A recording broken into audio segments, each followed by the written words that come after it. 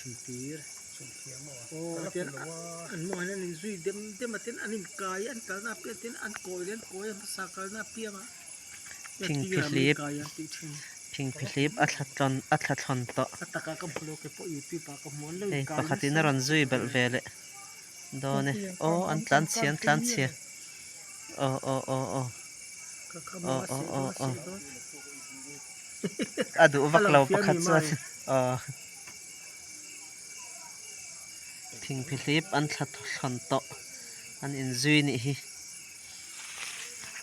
ti hian an in zui dia thin ani pu de vetan alo hra chiang khop mai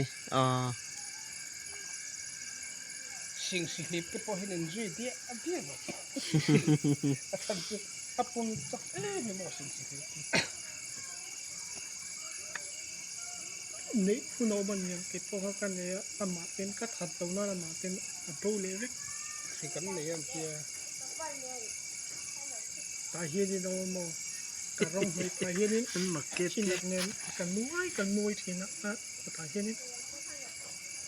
ate de u ju ping slip an tia mo buổi thắc mấy mà mà ní cල් khăn cල් thì mấy ní sẽ kết Ping philip nun zia hi mak khop mai ti hian an thlok chuakan thlona an mong an se a thian te mong an se a in zui char a se tu hi han ti dingila